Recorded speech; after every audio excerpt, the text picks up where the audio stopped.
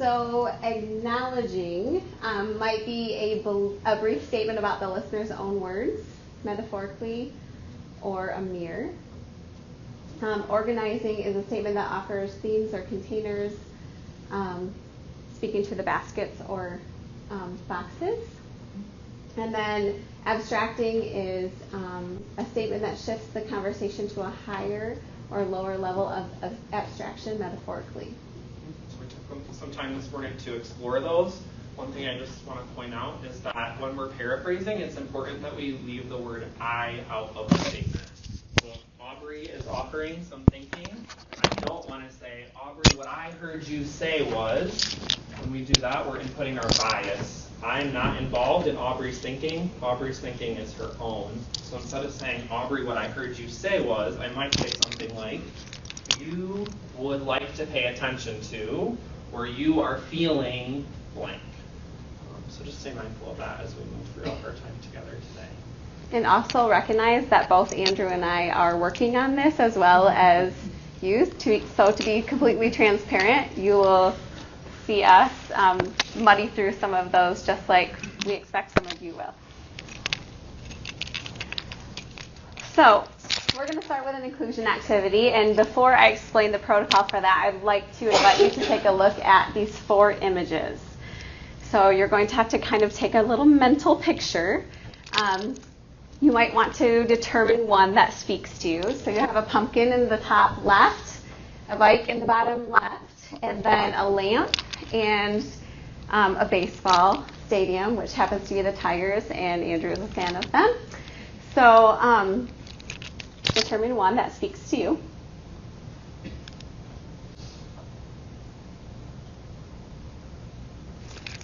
All right, so why we're going to do an inclusion activity, this is going to allow each and every person to enter the room, and also just creates a sense of community between our group here.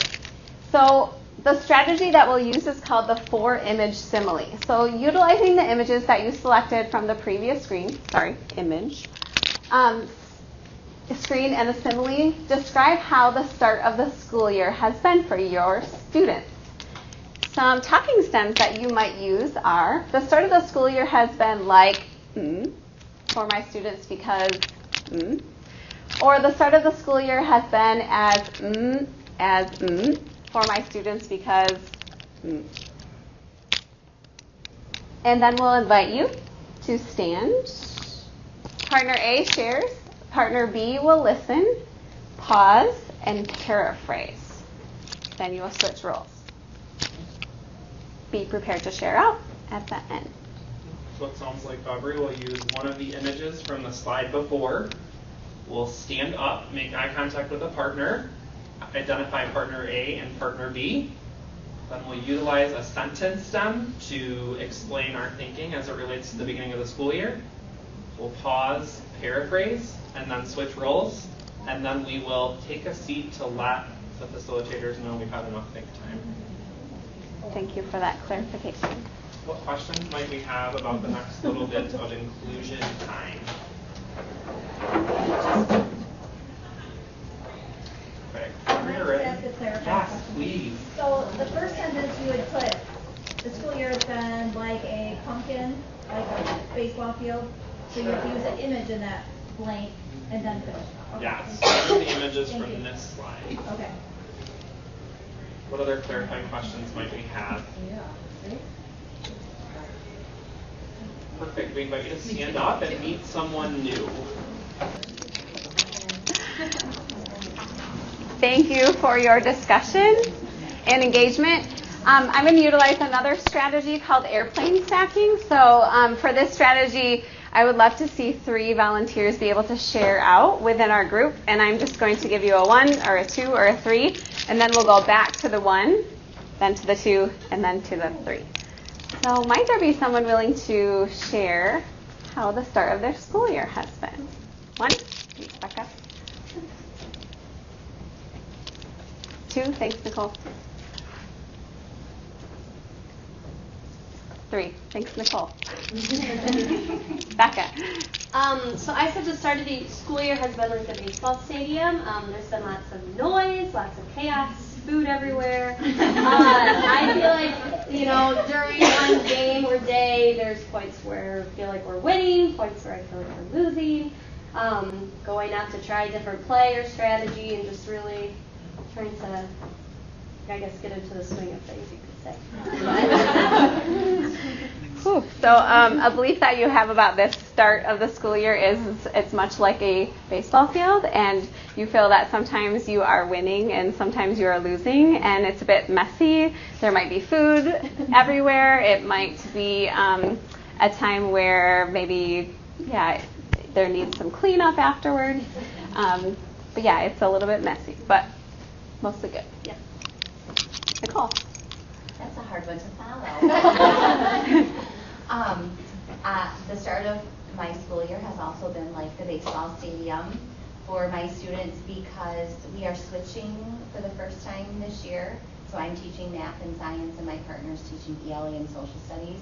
So we feel like with that being new to us, it's a bit of crowd control, just learning how to manage two different rooms and set expectations and routines for two different rooms.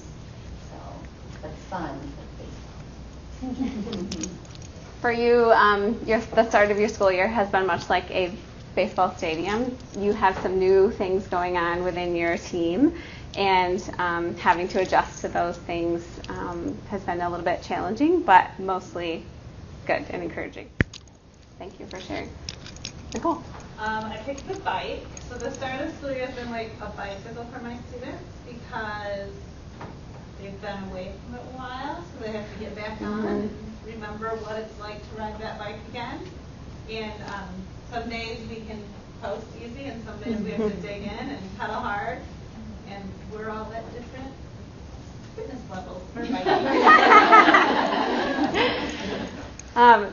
So a value you hold is that the start of the school year has been much like a bike, just trying to get back on from summer break, and it can be a little wobbly at times, and you're recognizing that your students are at different levels, and you're needing to really, I guess, accommodate to those levels and meet them where they're at. Thanks for sharing.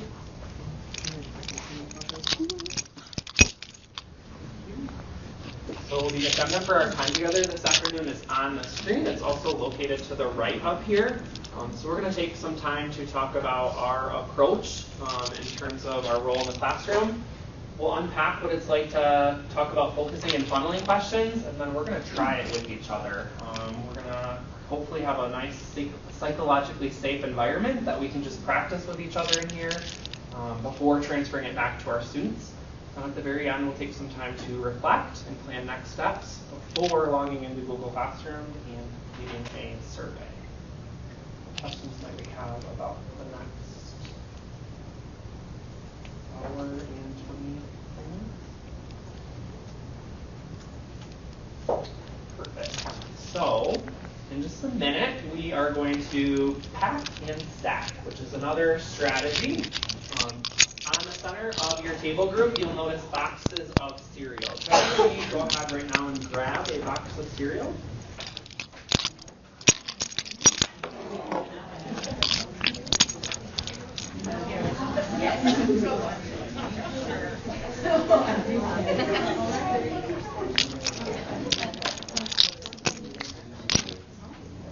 Perfect. So much like in the classroom, when we transition, it gets a little crazy. So what we're going to do is, in just a moment, we'll invite you to stand up and find, there should be 3 people, so you yourself and 2 others, who have the exact same cereal as you do. That is going to be your new trio for the day. So once you've identified your team of 3, we'll ask you to relocate and find a space where all 3 of you can sit by each other. So, knowing that we're all going to get up and move, we're going to allow about 2 minutes for this to happen. Happy partner finding. And you got a person like thank you cards on there. Corn pop. Nice match. There we go.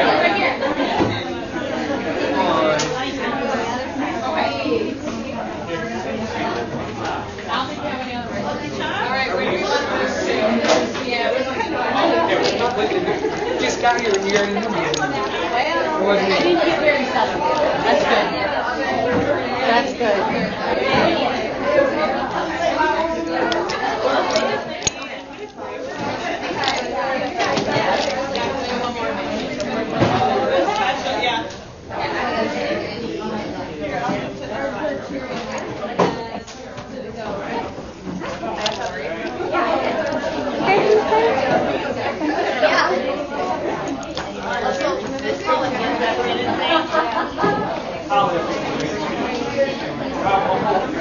That's the answer. Oh, wow.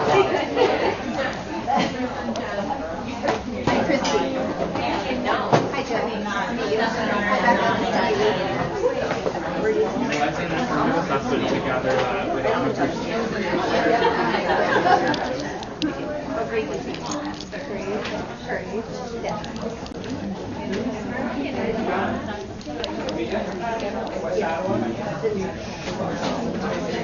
It sounds like they might need a moment to introduce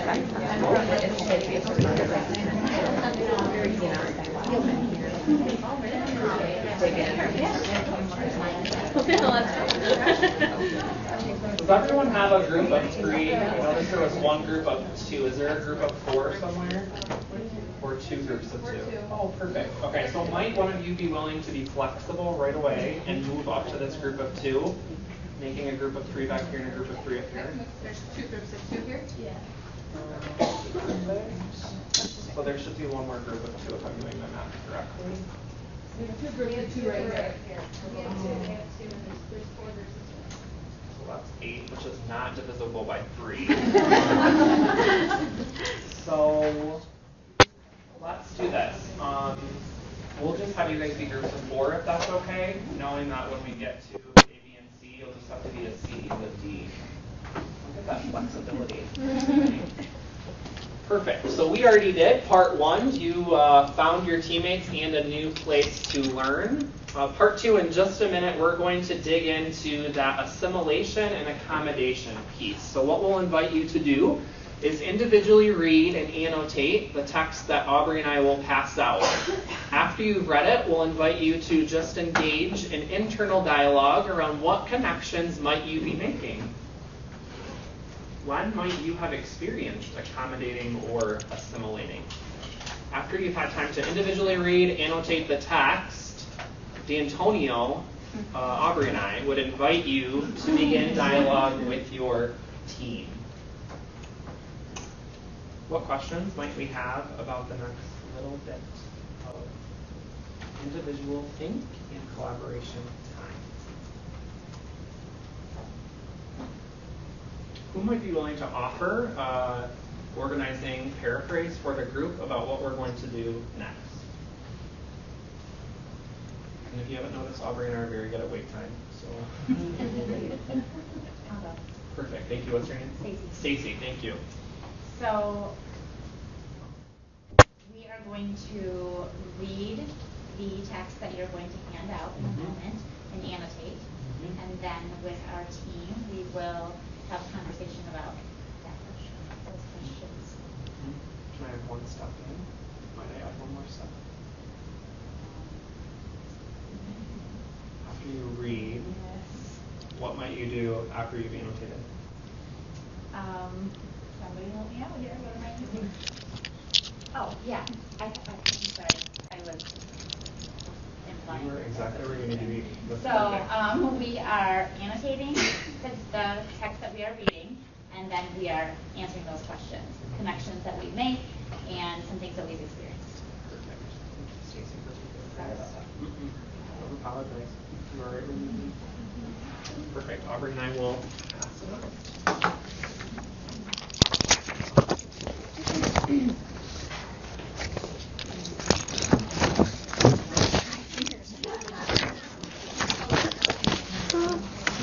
Should be sweaty, right?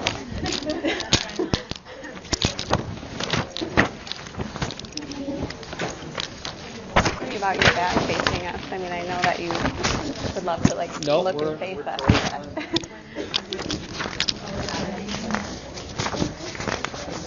Need one? Yeah.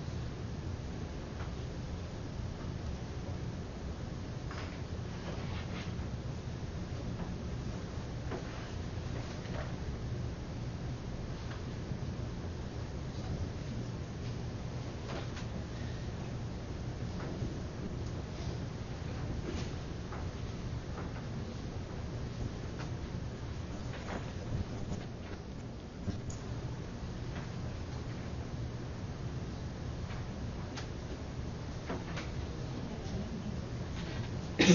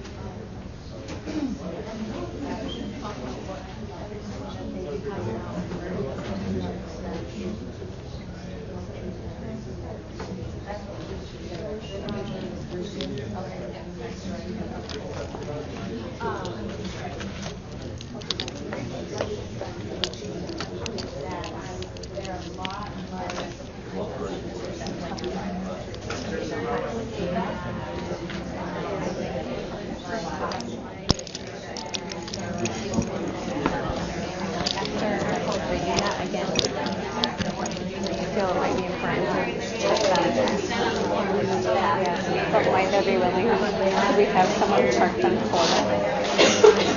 Do you want me to do it? Do you want to like facilitate that? How many?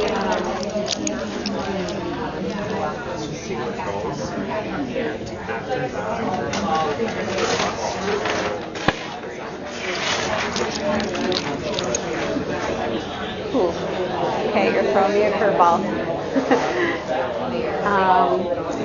Let me get out.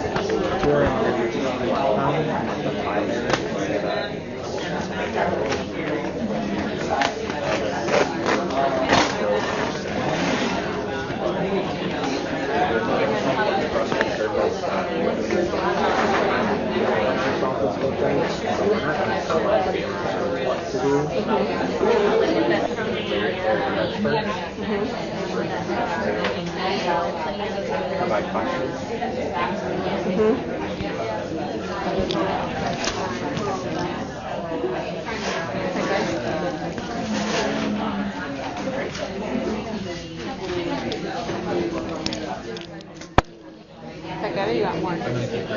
Oh, for the yeah. Can I take from this one too?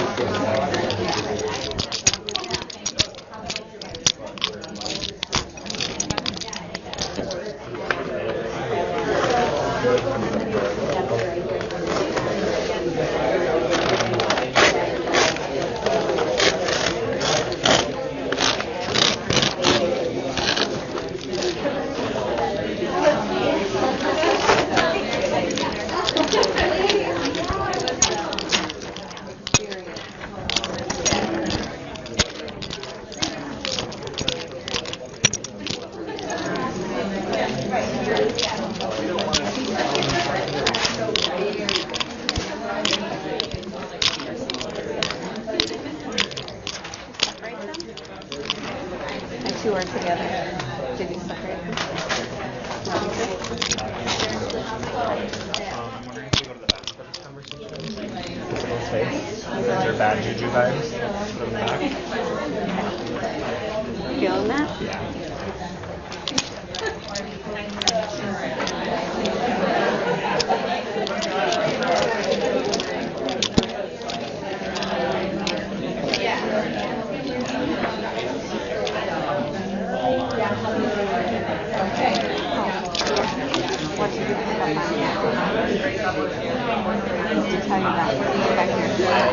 Because this is going to be negative talk, and so we don't want our space to become toxic, so we're going to leave it in this physical space. And so we move the agenda, but then we anchor our space for the agenda there, and so that will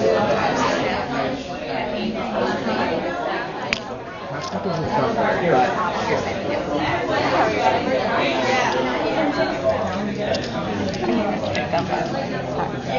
oh no.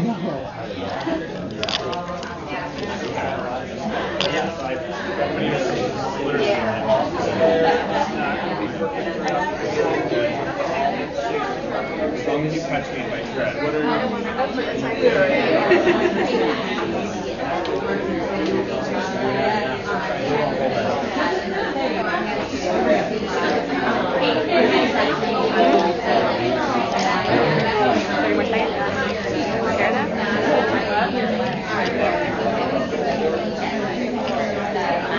So you have about 30 more seconds, and then we're going to bring it back together.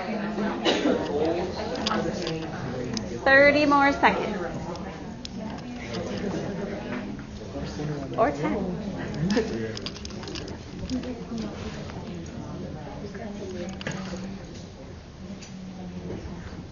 All right.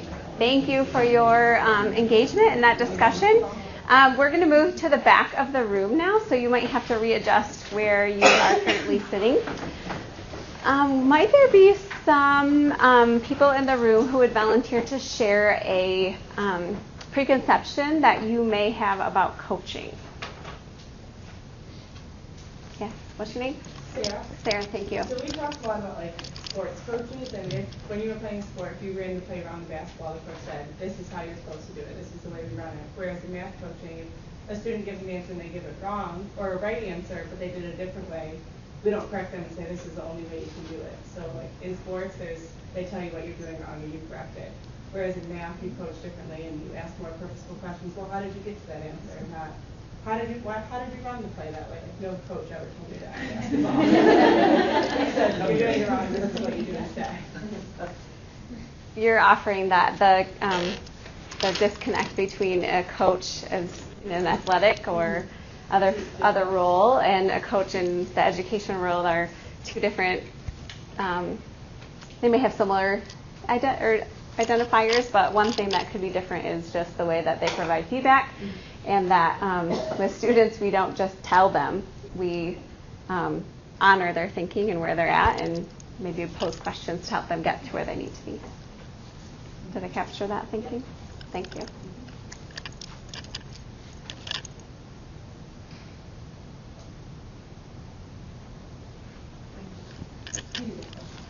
Thank you. What's your name? Chelsea. Chelsea, thank and you. And I think, because Sarah and I have had this conversation before, I always expected coaching to be, tell me what to do and I'll do it, as opposed to help me figure out how to do it.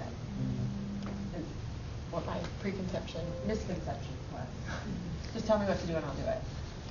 So a belief that you had before was just tell me how to do it if I don't know. And maybe some new thinking that you've had currently is maybe show me or allow me to work through that on my own. Did I capture that? Yes. Thanks, Chelsea. Yeah. My name is Luke. Thanks, Back Luke. up, what she was saying was, I was into the coaching world before I got into the classroom, and it kind of went off of, when I got into the classroom, I was like, oh, it'll just be like coaching, I can step in there, be the leader. But it went from being the leader to more of a facilitator. And that, my view of that didn't really change until towards the end of last year. The end of my first year of teaching was I started to realize through conversations with other teachers and through watching other classrooms was the best ones are more facilitators. They find a way to let the students get there first, even though they're there. It's kind of like they'll give you time for that student to get there.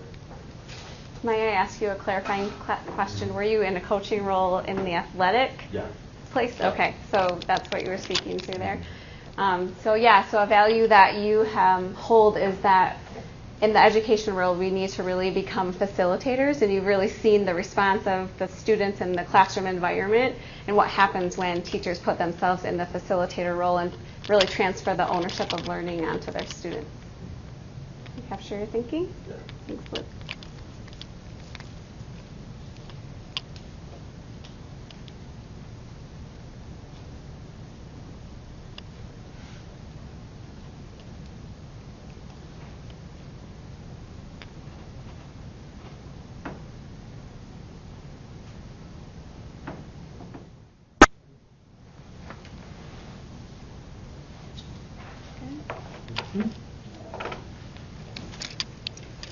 We're going to step out for a moment of facilitator and step into the role of presenter. So you'll notice on the screen is a picture of D'Antonio.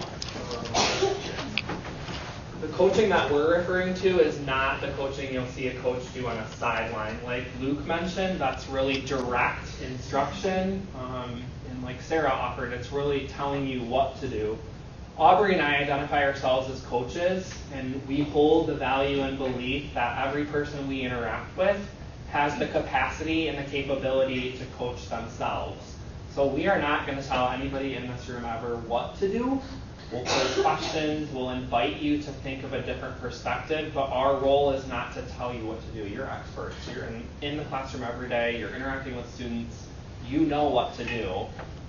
Our hope and our dream is that you'll journey with us this year in doing just what Luke offered, transferring locus of control from ourselves as the coach in a sports world of having all the information and knowing what plays to run, into the role of facilitator, where the students become the ones that create the plays and they know where to go. So that's just kind of, we wanted to let you know where we're going with this. And when we're talking, we know that there's a lot of preconceptions out in the world of education about what coaching is and what coaching is not. Coaches are thought partners. They ask questions. They don't tell you what to do. They just help you think in a different capacity. What questions might we have about that? Very, very quick introduction to what coaching is and is not. Perfect. So knowing that questioning is something we value, we're now going to move into that portion of our agenda. So in just a minute, we're going to invite you to utilize your text, Visible Learning for Mathematics, and we're going to work in trios. You'll notice that there's chart papers arranged around the room, and your team is going to have the opportunity to utilize that chart paper. So we're all going to read a section of text in your trio together. Partner A, the person with the brightest colored socks on, they get to be partner A today. They are going to share a key point for me. I'll let you identify who that is now.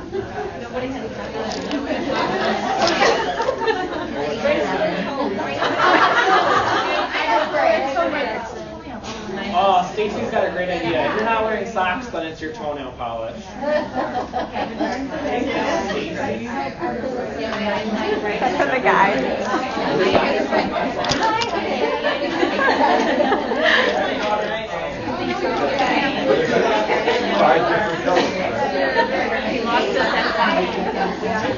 Perfect. Thank you for being flexible with us, Stacey. Thank you for that great idea. So partner A, after reading a section, is going to say, a key point for me was blank. Partner B is going to pause, paraphrase, and ask a funneling question. Funneling. Partner C is then going to scribe the question asked. If you're wondering what is a funneling question, you'll have some more context in just a minute. You're going to then repeat that process. So you'll switch roles. Partner B will then become partner A. Partner C will become partner B. So everyone's going to get a chance to share what the most important point was. They're going to get a chance to pause and paraphrase, and then they're going to get an opportunity to scribe the question being asked. So I'm going to use Mackenzie's group because I know everybody's names in that group. So if Mackenzie was partner A, they would read a section of text together. Mackenzie would share her most important point. Lori would then pause, paraphrase, and ask a question. Steph's job would be to scribe the question on the chart paper. Then you would switch roles and repeat that process. So Mackenzie might become partner C, Lori would become A, Steph would become B, and you'll follow the same roles. Yes? Yes, please. Are we scribing the paraphrase or scribing the question? Great question. You are scribing the paraphrase. That is going to be the synthesis of the most important point. Thank you for clarifying.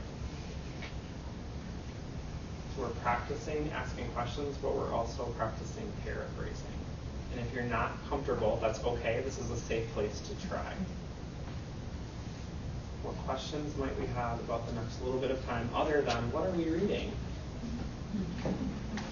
Perfect. So if you could grab your Visible Learning for Mathematics book. If you don't have one, Aubrey and I have copies. Just raise your hand and we'll bring a copy to you. I do not have my here.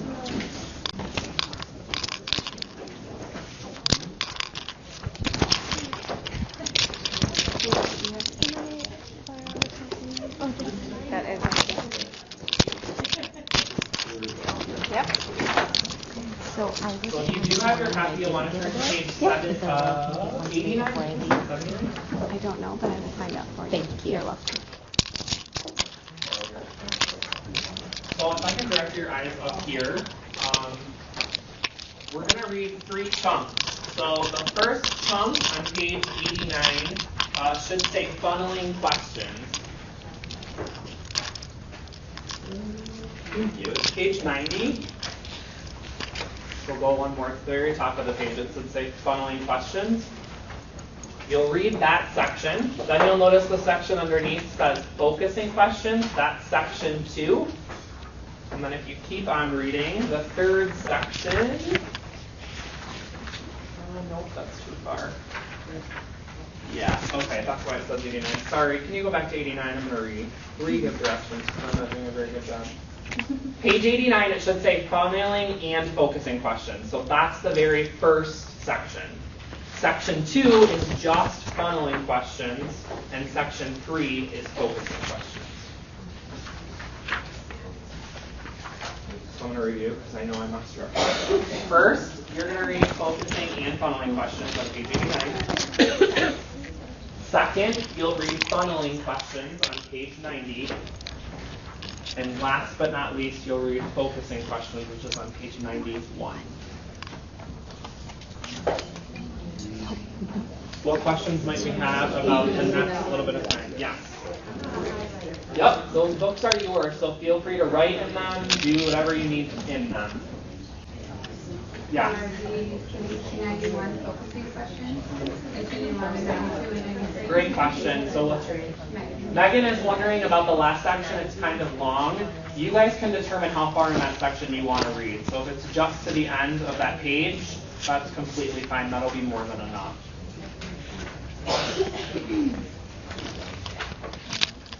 So everyone's reading the same part at the same time. Yeah. So everyone will read the same part together, and then you'll do roles A, B, and C. Yes. Is each person in the group doing a different section? Or Great is question. everybody reading the whole thing Yeah. and then commenting on the section? Yep, I'm going to move out of this space because I feel like it's not productive right now. So, reset over here. You and your trio are all going to read the same section together. So everybody will read 89 together. You'll annotate it, do whatever you need to do. When you're done, partner A will offer the most important point from that section. Partner B will then paraphrase what partner A just offered and provide a funneling question. Partner C's job is to capture that paraphrase on the chart paper. Once those 3 roles have been done, you'll move to the next section of text where you'll switch roles and you'll just continue to increase your collective understanding around focusing and funneling. No, thank you for asking because that was just not good over there.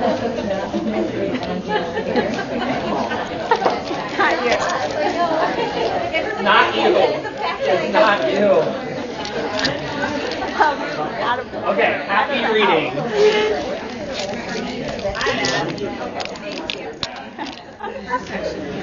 My brain is this morning and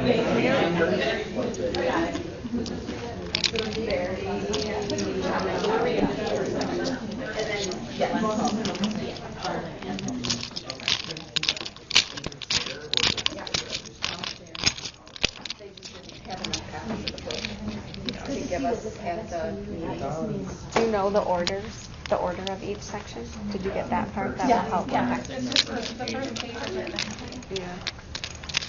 Sorry about that.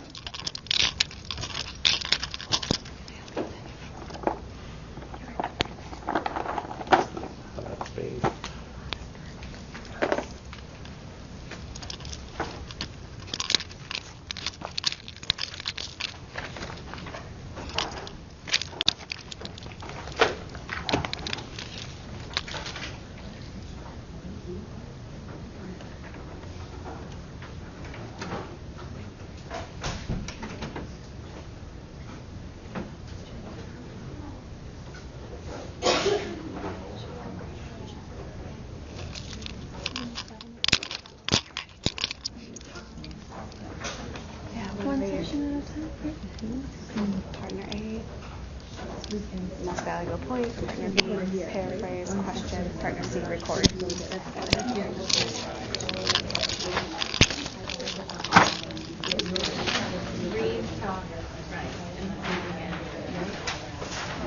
You got it, Joe.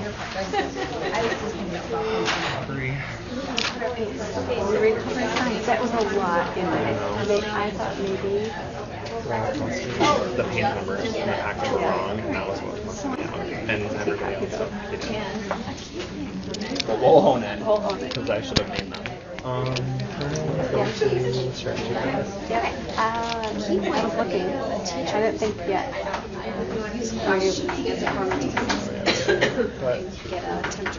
Oh. I don't put that one yet, because that was a chance. You did that one. We should. I can do that one at some point. This one.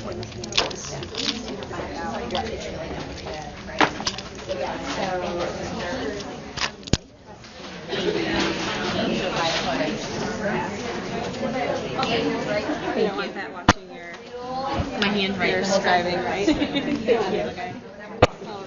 So if I write like section 1, is that okay? Yeah.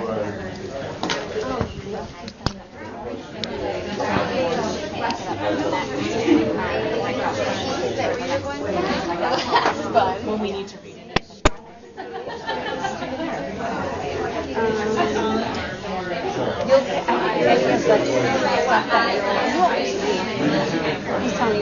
I just asked if we need to read it before then. You don't need to. We'll read it. If we read anything out of that, we'll read it in more. Right there. And I was registered. We were just doing something this game, so. You're all good. And they ran out, so they're on Amazon coming. Thank We'll see you. how fast they get here. Yeah, right. All right.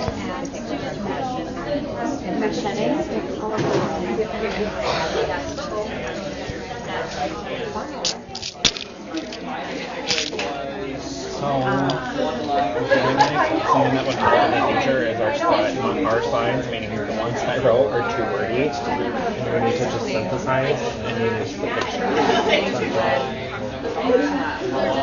Clarity. I also felt like I like how you named this, but I thought maybe it might be helpful if we pulled them up even. And just said,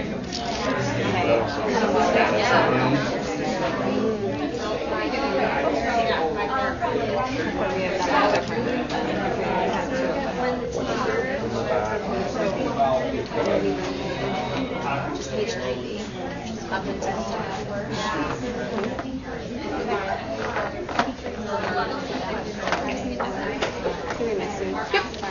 Oh, sorry.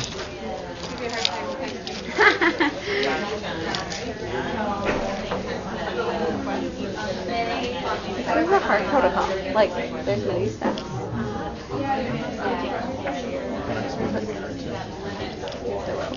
So let's think that through.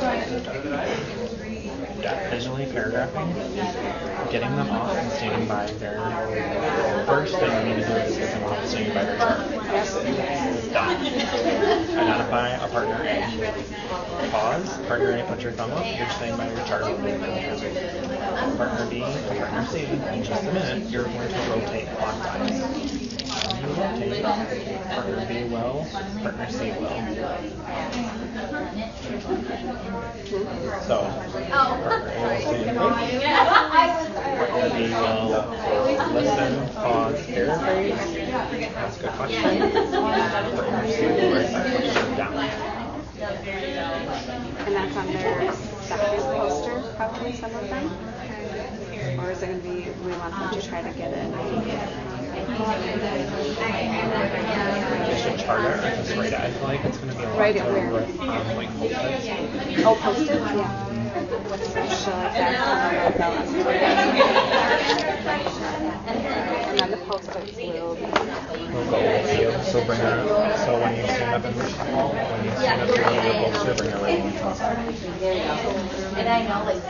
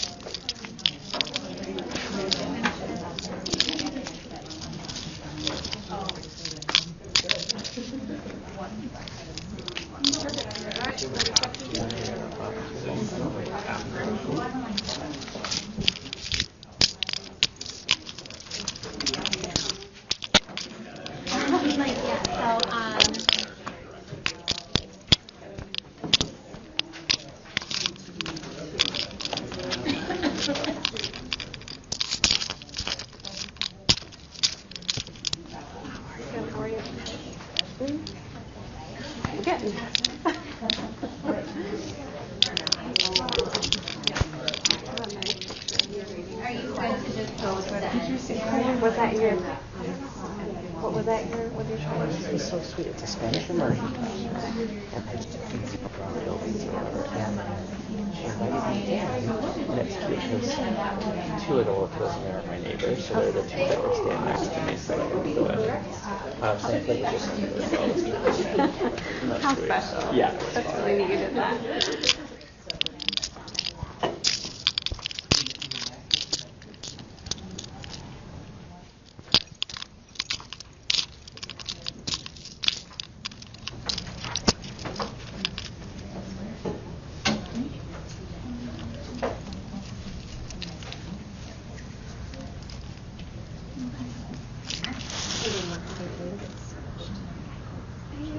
Yeah.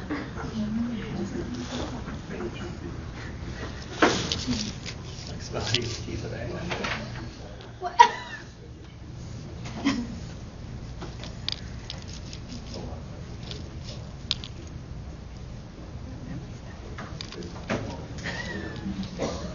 Is that right? That's right. Thanks. I'm giving you too many roles today. Sorry about that.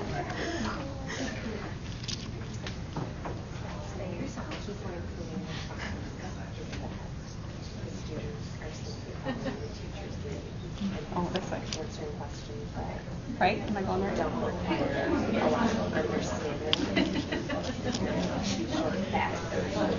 No,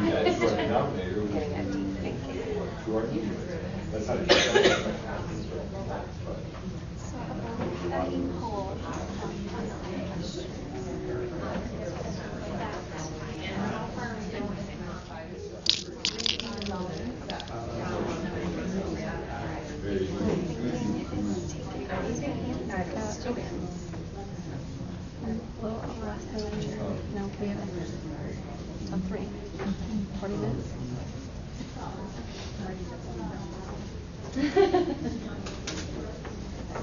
Talking about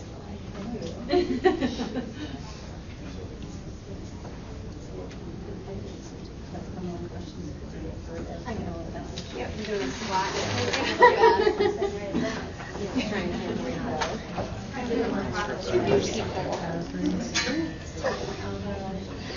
And I have one more to go because that's 3 sections.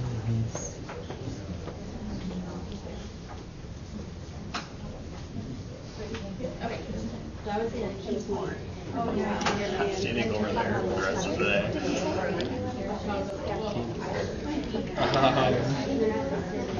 That's typically a good spot though, Brad. It's like up 10. MLT, I know. Spot. That's a hot spot.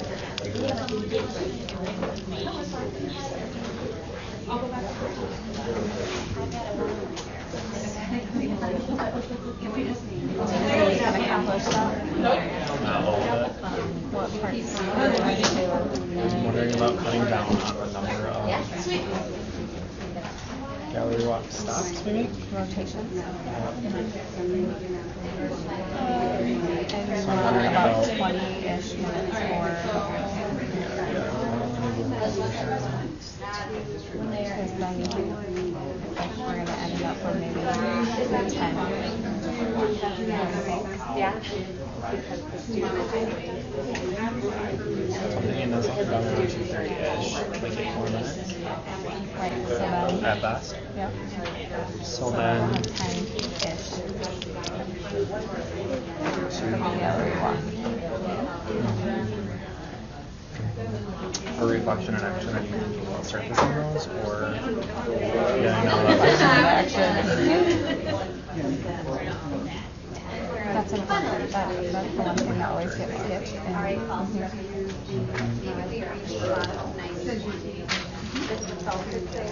So we read all the way through. You don't have to read that far. If you stop, yeah, at the end of that page, that'll suffice.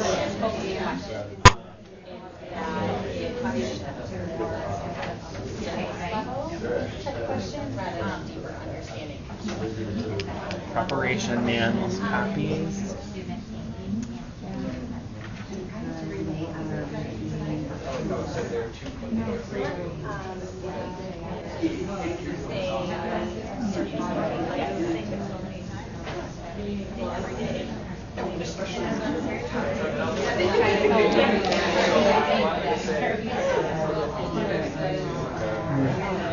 So I like to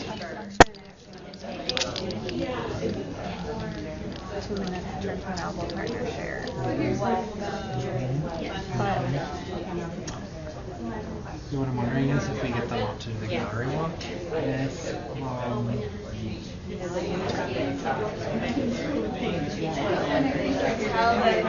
in their gallery they just stay, it's their trail, so they rotate once, they ask a focusing question, and then they just talk about what was the difference between asking a focusing question and asking, because they're only practicing asking focusing questions. So what might you have noticed? What's the difference between?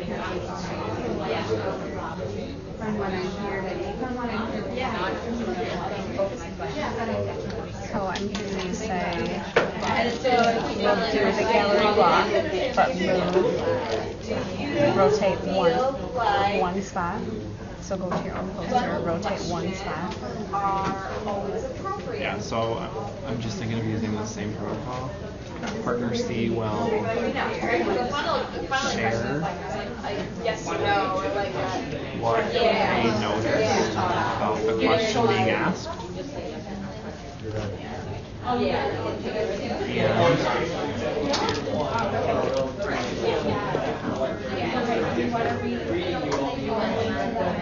explain who held the thinking?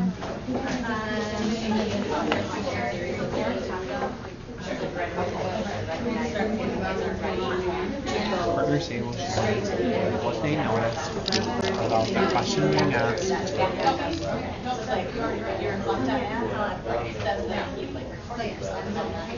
The goal of the... Can we just leave it there? Yeah. Thank you. What they noticed. About the question being asked.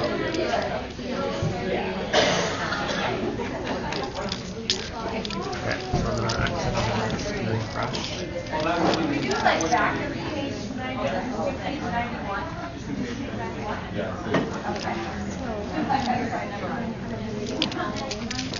It's important for teachers. Questions are designed to advance student learning with the hopes that they can transfer and apply students in their interactions with other situations.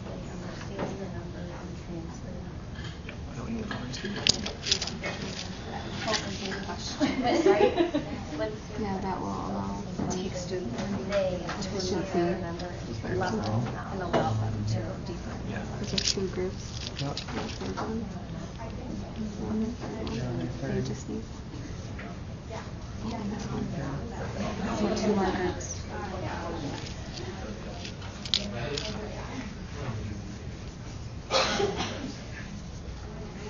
And then once they stand in by your charts, directions from the center of the room. I'm going to support you from here.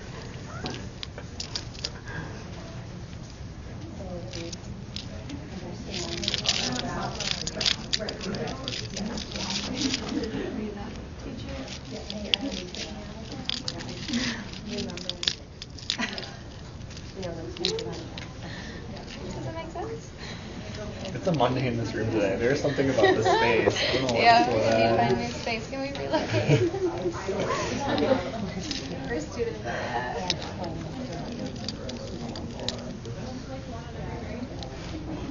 Yes.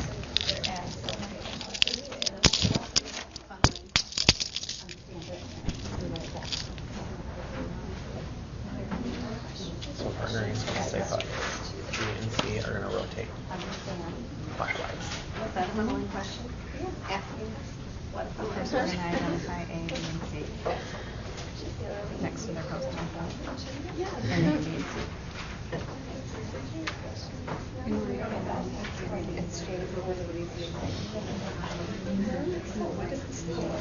Purpose for us doing that is to start on to what happens based on the questions we ask. And the three students. We're going to take 3 more minutes to get our last paraphrase on the chart. 3-minute warning.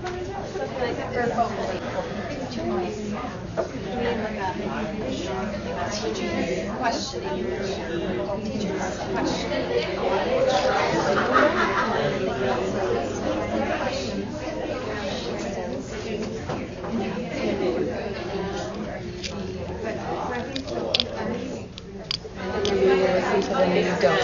So partner A becomes the best. Yes. I could go that's important. Actually, you guys clarify like I docent B. Yeah, they never touched one. He's not engaged.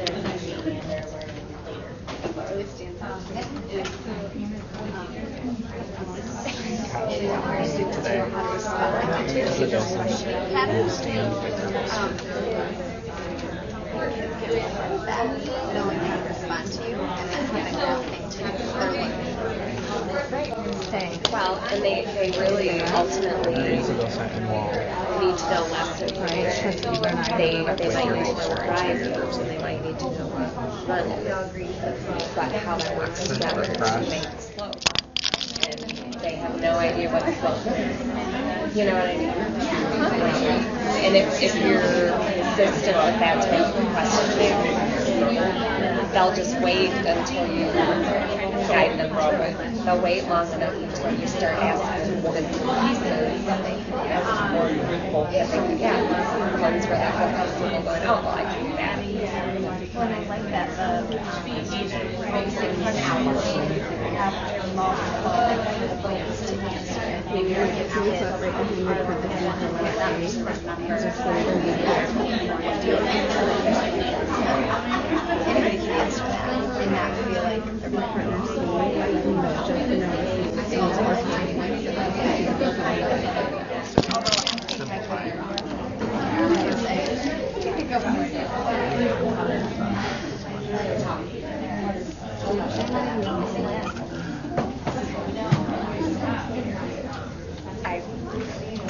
We'll take one more minute.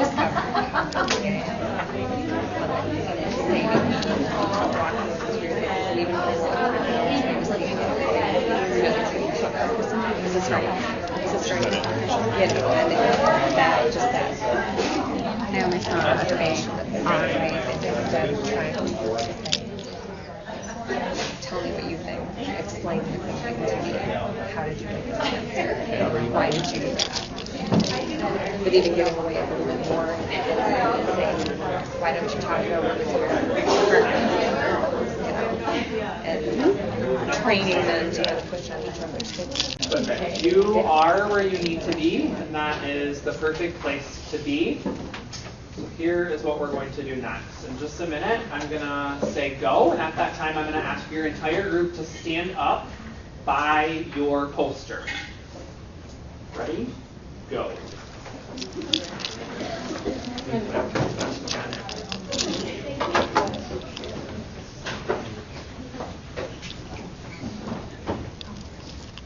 Okay, partner A, you are the original partner A. Can you give me a hand up so we know who partner A is in every group? What is wrong with that space today? Partner A will stay at your poster. Partner B and partner C, in just a minute, you're going to rotate clockwise to the next poster nearest you. So partner A, you are a docent. A docent is a person who gets to stand at usually a museum exhibit and explain what the exhibit is. In this case, you have an artifact hanging, and you'll have the opportunity to explain the artifact that's hanging. So synthesize your group's conversation. What are important things that stuck out for your group? Partner B and partner C, you're moving. So when you get to the new poster, you'll listen to what partner A from the new group is sharing. Partner B, your job is to listen, pause, paraphrase, and ask a focusing question. So we practice asking funneling questions. Now we're going to practice asking focusing questions. Partner C, you are the observer. So you're going to watch the paraphrase, the question being asked, and you're going to share what did you notice. What might you have noticed about the question that was asked? What might you have noticed about the thinking that went on between the two people? The way that we'll know everybody has fulfilled their roles and is ready to move on is when you've fulfilled A, B, and C's jobs, you can return to your seat. Audrey, knowing that that was a lot of directions again, I'm wondering if you might be able to give us an organizing paraphrase. So if I'm partner A, I'm going to stand next to our poster and become a docent, and I'm not going to leave that spot. If I'm partner B or C, I'm going to travel clockwise one rotation to the next poster. If I'm partner A, at that time I'm going to explain the thinking of my groups, what they surfaced around focusing and funneling questions. Partner B and C, when you move, partner B, you are going to listen to the new docent at the next station, pause, paraphrase, and ask a focusing question. Partner C, you're going to listen and speak to what you notice about the person who is asking the focusing question. What questions might we have before we begin?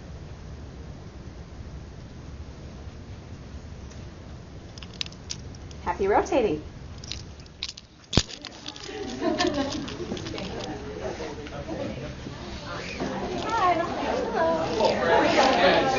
Much better. We're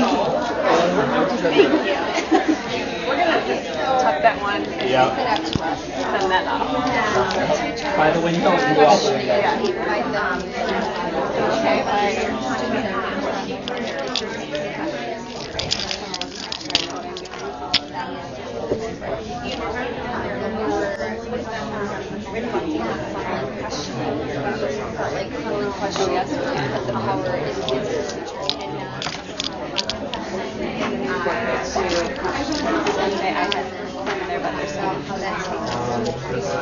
Gallery walk.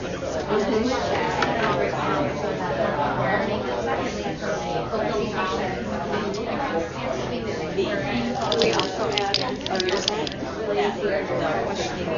strategies of the teacher. nope, we're good. Did I just try to visually paraphrase? I just had to visually paraphrase it. I don't know if I did it correctly.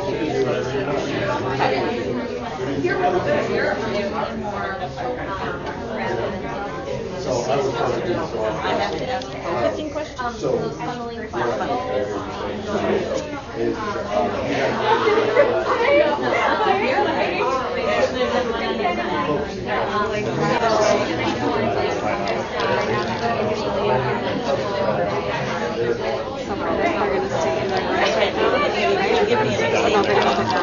So, and I'm going to lead in a conversation. So we'll be back to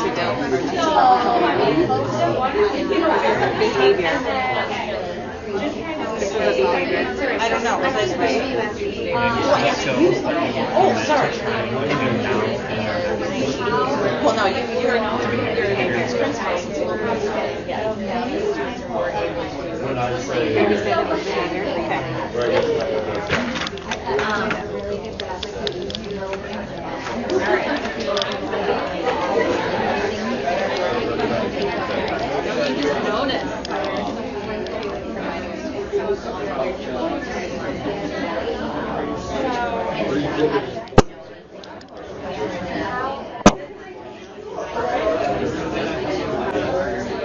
So I was partner C. And the one thing I noticed is you started your question initially with what, and then you realized, oh wait, I'm gonna, if you ask what,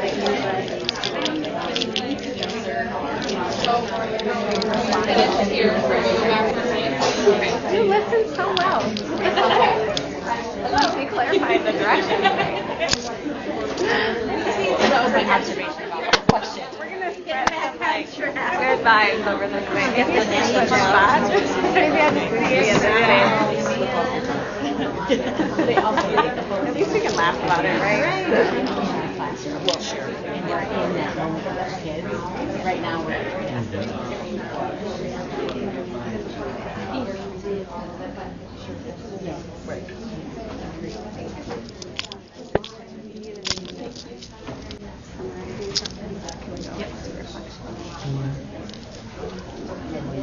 Good to have someone just offer for the group, knowing our intentions, know that if we're switching focus on learning, we might be willing to explain what that group means. I can do that. Do you want me to try it all? Yeah. I'm going to go over here. I know you're here. Yeah, thank you.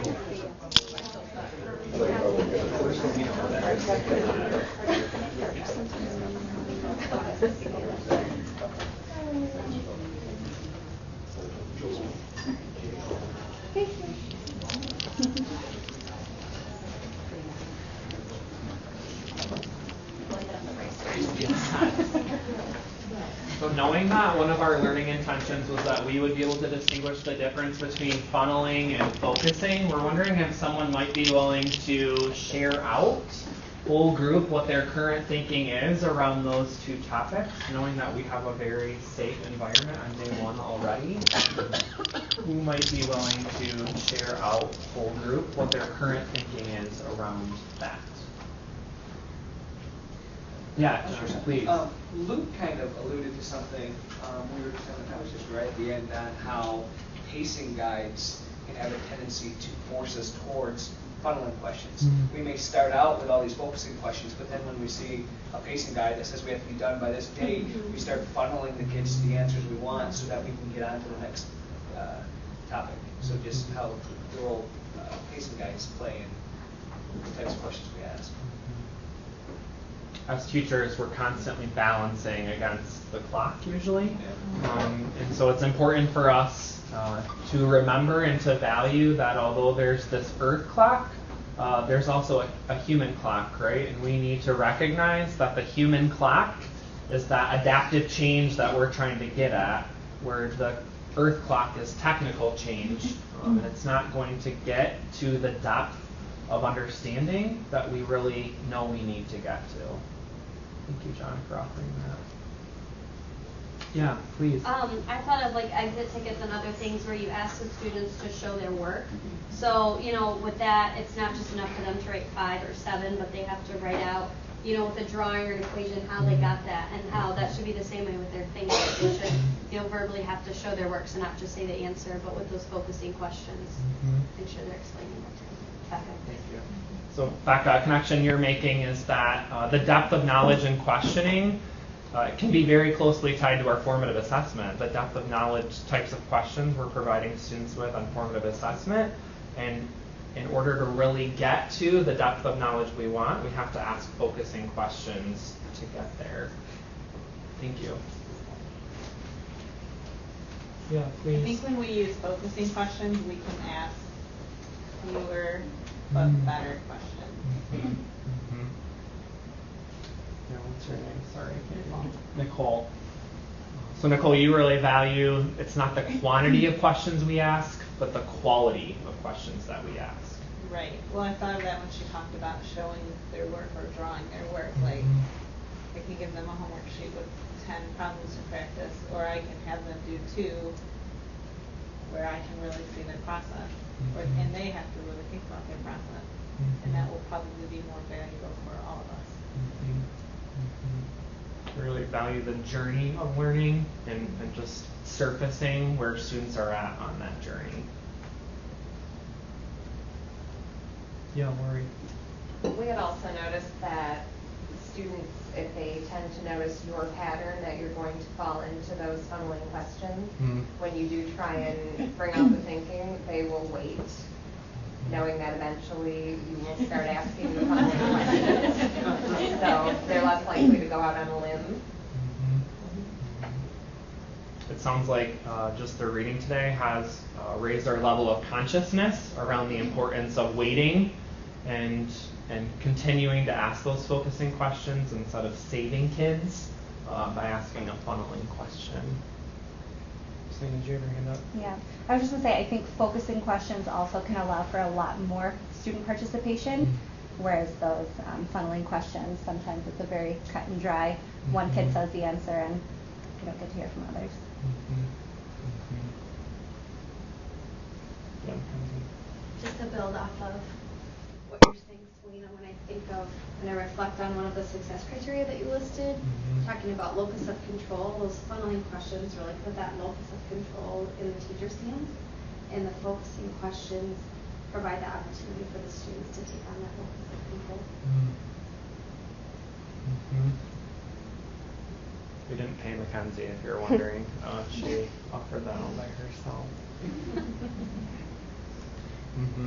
One thing I also wonder about is if you might consider certain times of the day where you may be asking focusing questions versus funneling questions, and if you could try and just reflect on some of that. Do those pieces? I would just leave it there. Think about your day and when you might be asking those types of questions, or if you're not a teacher in a coaching role, I would ask you to reflect on, or have someone maybe chart the questions that you ask and see what kinds of questions you're asking at what points in the day.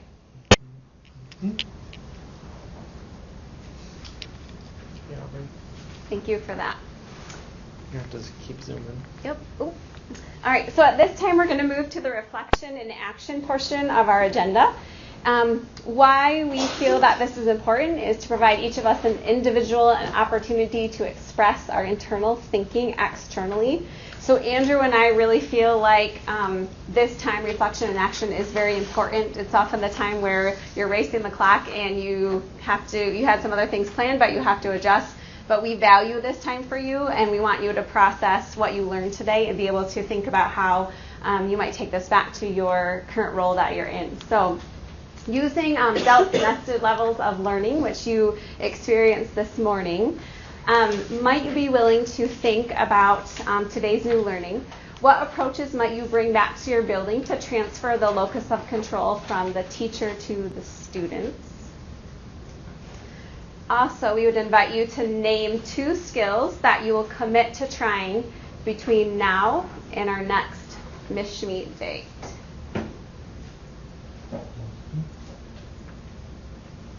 You'll know that I'm ready for your attention back when you see me in this spot. I will start a window out wide, and when you see the window get closer and closer and closer and close, you need to be in the spot that you are in right here. Questions about this next piece? So you're just turning and sharing with the people, an elbow partner in your group. Go ahead.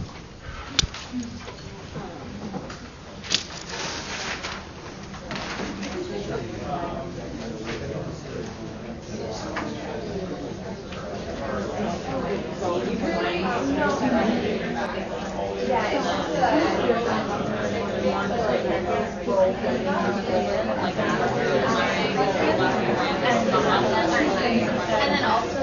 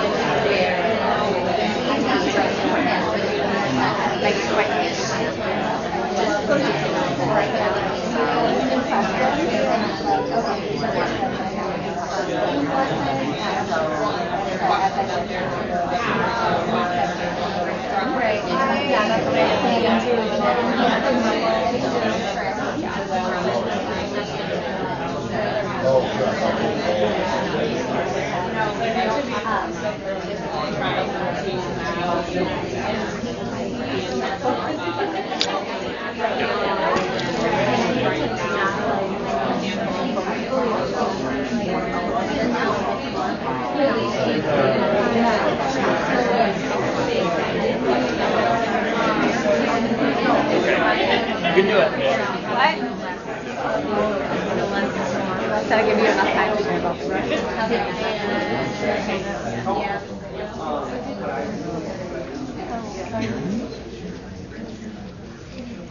Thank you for watching for that. That's a strategy called closing the window, and it's very efficient for your students. So if you might want to try that when you get back to your classroom, it's a great one.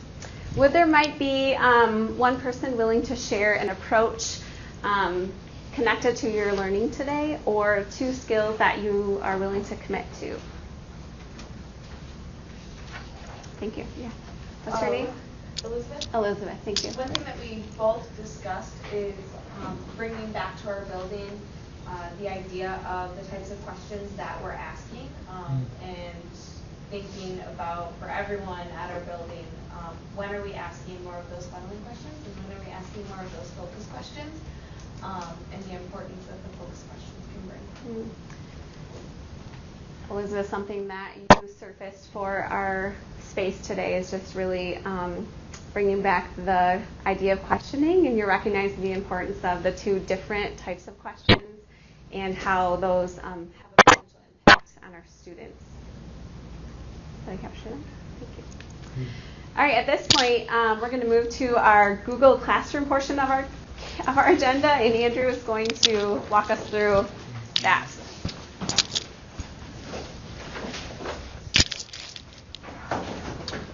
So utilizing the agenda from this morning, if you go to just Google, up in the right-hand corner, you'll see a 3x3 array, and you'll want to look for the icon that's on the right of the screen. That's the Google Classroom icon. Once you click on that, you're going to want to join a class. And the way that you will join our class is by entering the code that's found at the bottom of the agenda from this morning, which is up here in red. So it's XY89JT. XY89JT. And it is important for everybody to enter Google Classroom because we are inviting you to transfer this learning back to your students. And this is a way for us to build that collective teacher efficacy that we talked about this morning. So know that this is an invitation for you to join.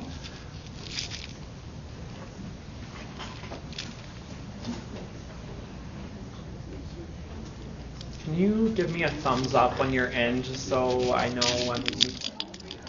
Yeah, perfect. Yeah, great question. Stacey's asking you about the commitment, and it really is whatever you feel like committing to. So it can be a commitment that you personally want to make and bring back to your students. It can be a commitment that you want to make to bring back to your building. It's really meant to meet your needs. So what are you willing to commit to after one day of learning in here? And yeah, like I said, know that can change after session too.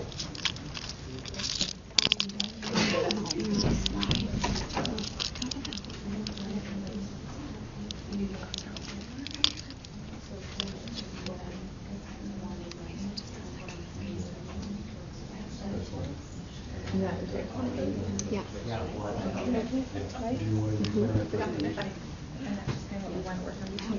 And that can change, but just right now, what do you think? Okay. Yeah, priorities, you're just going to do it. Yep. Yep.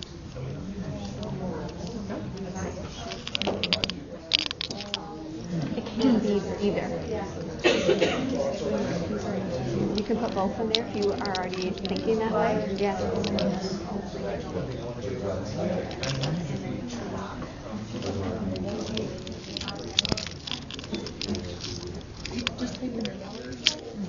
Yep. And then you're going to do. So I typed something in here? Yeah. So this is what you're going to commit to. So complete during breakout day 1. Okay. So don't take it there.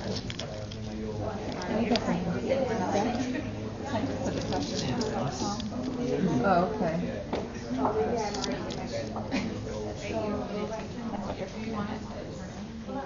Great question. You do not have to hit turn in. If you move, it's okay. We'll just turn it back to you. But Okay, it's just between my commitment till next time? You can make it that way, or you can make it, it can change like that one, and you can always go back and check. 2 more things before you go. The most important one is if you could type in this yellow bit.ly into your web browser. That's a survey, and we would invite every single person in this room to complete that survey before you go. It's going to ask you questions about the morning session and about our breakout session. We really value your feedback. Rusty, Marcus, and myself will sit down tomorrow and go through your feedback with a fine-tooth comb to help plan day 2, and Audrey and I will likewise do the same. So please, please, please, if you need our computer, if you need our phones, we'll give them to you to take the survey. It's that important to us. Once you finish the survey, we invite you to come and sign out at the front table. So there will be 2 sheets. You can sign either one, but you'll need to sign out, and then you are free to go.